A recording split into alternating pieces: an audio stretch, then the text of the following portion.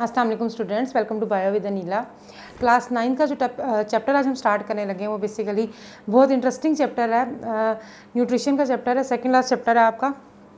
मेरी बेसिकली बेटा बीच में थोड़ी सी गैप आ जाता है वीडियोज़ में, कोई ऐसी वजूहात है जिनकी वजह से आ जाता है, मगर पूरी कोशिश करूँगी इंशाल्लाह ताला कि ये जो आपके लास्ट 2 चैप्टर्स रह गए आपके पेपरों से पहले कवर हो जाए, ताकि जितना थोड़ा बहुत आपको हेल्प आउट हो सकता है मेरी वजह से वो हो जाए। स्टार्ट करते हैं बिस्मिल्लाहिर्रहमानिर्रहीम। न्यूट्रिशन वाला जो चैप्टर है बेसिकली बेटा, इसमें जो स्टार्ट में इंट्रोडक्शन दिया हुआ है, कुछ डेफिनेशन है जिसमें से आपने सिर्फ को याद करनी है। इंट्रोडक्शन भी मैं आपको पढ़ाने लगी, जिसमें हम लोगों ने ऑटोट्रॉफिक ऑर्गेनिज्म की डेफिनेशन है, हेटरोट्रॉफिक क्या होते हैं, उसके बाद न्यूट्रिशन और न्यूट्रिएंट्स। सबसे पहले वैसे न्यूट्रिशन और न्यूट्रिएंट्स का जिक्र है, मगर मैं वो थोड़ा सा बाद में कर रही हूँ। पहले मैं आपको ऑटोट्रॉफिक और हेटरोट्रॉफिक ऑर्गेनिजम्स के बारे में बताऊंगी, ठीक है। सबसे पहले हमारे पास आ जाते हैं ऑटोट्रॉफ्स या autotrophic organisms.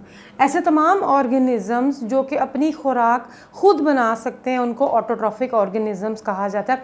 Simple most definition है, all those organisms that can make their own food, they are known as autotrophic organisms। ठीक है जी, इसकी सिंपल डेफिनेशन ये है, those organisms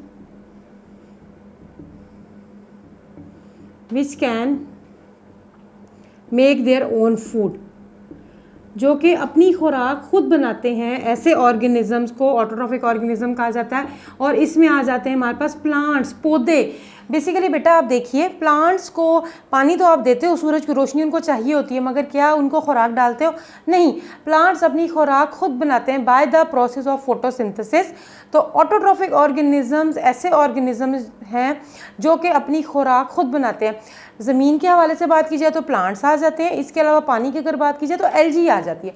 एल्गी उर्दू में काई को कहा जाता है। पानी में अक्सर आप देखो तो ज़्यादातर आप जो होते हैं पिकनिक पॉइंट्स वगैरह पे जाओ तो पत्थरों पे काई लगी होती है, या इवन अगर आपके पाइप्स घर में पड़े होंगे तो थोड़े दिन पानी खड़ा रहे तो ग्रीन कलर की काई लग जाती है, वो एल्गी है। वो भी जो ग्रीन कलर की एल्गी है वो फोटोसिंथेसिस कर सकती है और अपनी खुराक खुद बनाते हैं। तो ऐसे तमाम ऑर्गेनिज्म जो कि अपनी खुराक खुद बनाते हैं, they are known as autotrophs. और ऐसे ऑर्गेनिज्म को ऑटोट्रॉफिक ऑर्गेनिजम्स कहा जाता है।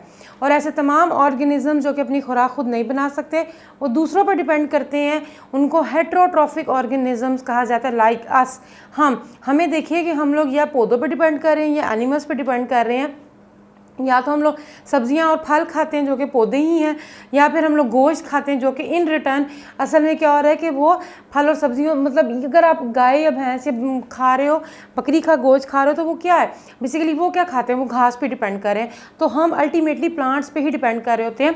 तो हमारे पास क्या है, ऑटोट्रॉफिक ऑर्गेनिजम्स के बाद दूसरे आ जाते हैं हेटरोट्रॉफिक ऑर्गेनिज्म।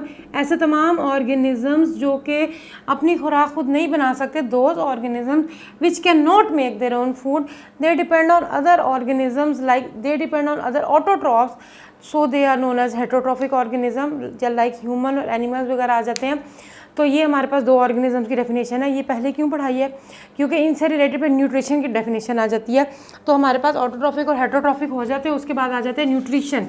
न्यूट्रिशन कहते हैं वो प्रोसेस जिसके ज़रिए या तो ऑर्गेनिजम्स अपनी खुराक खुद बनाते हैं या उसको प्रिपेयर करते हैं। आपकी बुक में मेंशन है कि न्यूट्रिशन कहते हैं उस प्रोसेस को जिसके ज़रिए या तो ऑर्गेनिज्म जो है ऑब्टेन करते हैं, हासिल करते हैं अपनी खुराक को, या फिर खुद बनाते हैं, प्रिपेयर करते हैं। ठीक है जी। अब ऑब्टेन करने वाले हेटरोट्रॉफिक ऑर्गेनिज्म और बनाने वाले प्लांट्स हैं। ऐसा प्रोसेस जिसके ज़रिए या तो ऑर्गेनिजम्स अपनी खुराक खुद बना रहे हैं या दूसरों से ले रहे हैं, लेने के बाद उसको अपनी बॉडी का हिस्सा बनाते हैं, उसको एब्जॉर्ब करते हैं और अपनी बॉडी के अंदर जो होता है उसका हिस्सा बनाने के बाद अपने डिफरेंट काम और एक्टिविटीज़ परफॉर्म करते हैं, उसको न्यूट्रिशन कहा जाता है। ऐसा प्रोसेस जिसके ज़रिए ऑर्गेनिज्म या तो फूड को या न्यूट्रिएंट्स को, अभी हम न्यूट्रिएंट्स की डेफिनेशन भी देखते हैं, तो ऐसा प्रोसेस जिसके ज़रिए ऑर्गेनिजम्स या तो बना रहे हैं या ले रहे हैं न्यूट्रिएंट्स को, उसके बाद उसको अपनी बॉडी का हिस्सा बनाते हैं। जैसे मिसाल के तौर पे हम अपनी बात करें, हम लोग खाना खा रहे हैं, मिसाल के अभी से एग्जांपल, अभी हम आगे तफसील से पढ़ेंगे, कार्ब्स ले रहे, कार्बोहाइड्रेट्स, रोटी खा रहे हो, आपने रोटी खाई, ऑब्टेन की, उसके बाद उसको एब्जॉर्ब किया। आप जब खाते हो आपके स्टमक से होती हुई वो आपके, हम डाइजेस्टिव सिस्टम में पूरा पढ़ेंगे इंशाल्लाह, स्टमक से होती हुई आपके खून का हिस्सा बनती है। फिर वो ब्लड उन कार्बोहाइड्रेट्स को पूरे बॉडी में डिस्ट्रीब्यूट करता है और जहाँ जहाँ ज़रूरत होती है बॉडी की नशोनुमा होती है। तो ऐसा प्रोसेस जिसके ज़रिए ऑर्गेनिज्म या तो फूड को बना रहे हैं या ले रहे हैं, उसके बाद उसको एब्जॉर्ब करते हैं और बॉडी का हिस्सा बनाते हैं और फिर डिफरेंट एक्टिविटीज़ परफॉर्म करने में उसको यूज़ करते हैं, उसको न्यूट्रिशन कहा जाता है। और न्यूट्रिशन के अंदर क्या चीज़ दी जा रही होती है, न्यूट्रिएंट्स लिए जा रहे होते हैं। Nutrients are all those elements that actually give energy. Simple definition है, न्यूट्रिएंट्स उन तमाम एलिमेंट्स को कहा जाता है जो कि एनर्जी देते हैं, उनको न्यूट्रिएंट्स कहा जाता है। हम अपने वाले से बात करें तो कार्बोहाइड्रेट, प्रोटीन्स, ये सारे न्यूट्रिएंट्स हैं। प्लांट्स के डिफरेंट न्यूट्रिएंट्स हैं और एनिमल्स के डिफरेंट न्यूट्रिएंट्स हम सारे डिस्कस करेंगे। थोड़ा बहुत आज हम प्लांट्स के न्यूट्रिएंट्स को देखेंगे कि प्लांट्स में 2 तरह के न्यूट्रिएंट्स होते हैं जो कि प्लांट्स को चाहिए होते हैं। तो न्यूट्रिएंट्स ऐसे एलिमेंट्स को कहा जाता है जो कि असल में एनर्जी देते हैं। वो तमाम एलिमेंट जो कि हम लोग ले रहे होते हैं, जो कि हमें एनर्जी देते हैं, उनको न्यूट्रिएंट्स कहा जाता है। ठीक है जी, ओके। अब हम आ जाते हैं न्यूट्रिशन इन प्लांट्स पे। थोड़ा सा प्लांट्स के हवाले से देखेंगे। प्लांट्स में 2 तरह के न्यूट्रिएंट्स होते हैं बेसिकली। प्लांट्स के अंदर 2 तरह के, ये जो इंट्रोडक्शन है इसमें 5 डेफिनेशन है। एक तो न्यूट्रिशन की, एक न्यूट्रिएंट्स की, फिर ऑटोट्रॉफिक और हेटरोट्रॉफिक 4 होगी। और आगे न्यूट्रिशन में हमारे पास 2 तरह के और आ जाते हैं, मैक्रो और माइक्रो न्यूट्रिएंट्स। बस ये याद करने हैं आपने। इसमें सिर्फ डेफिनेशन ये मैक्रो न्यूट्रिएंट्स। मैक्रो का मतलब होता है जी लार्ज, और एक आ जाते हैं जी micro nutrients. Micro mean small. अब ये नहीं कि ये बड़े न्यूट्रिएंट्स हैं, ऐसे न्यूट्रिएंट्स जो कि पौधे को लार्ज क्वांटिटी में चाहिए होते हैं, they are known as macro nutrients. All those nutrients that are required in large quantity, they are known as macro nutrients. और माइक्रो न्यूट्रिएंट्स कहते हैं ऐसे न्यूट्रिएंट्स को जो कि कम क्वांटिटी में चाहिए होते हैं, उनको माइक्रो कहा जाता है। मैक्रो में आपने याद रखना ज़्यादातर 6 बेसिक है। एक है जी कार्बन, एक हाइड्रोजन, एक ऑक्सीजन, एक नाइट्रोजन, एक हमारे पास आ जाता है पोटाशियम। ये बेसिकली वो बेसिक न्यूट्रिएंट्स हैं जो कि पौधे को ज़्यादा चाहिए होते हैं। कार्बन, हाइड्रोजन, ऑक्सीजन, नाइट्रोजन और पोटाशियम वगैरह ये ज़्यादा क्वांटिटी में। अब आपकी बुक में इसका टेबल मेंशन है, टेबल मेंशन और आगे लिखा भी हुआ इसके फंक्शन कि प्लांट के अंदर किस किस चीज़ के लिए जरूरत होती है। टेबल मैं नहीं समझाऊंगी क्योंकि बेसिकली बेटा वो आपको एज इट इज़ याद ही करना है। ठीक है, ये हमारे पास हो गया जी मैक्रो न्यूट्रिएंट्स। और माइक्रो न्यूट्रिएंट्स जो कि पौधे को कम क्वांटिटी में चाहिए मगर फिर भी उसकी अफजाइश के लिए बहुत ज़रूरी हैं।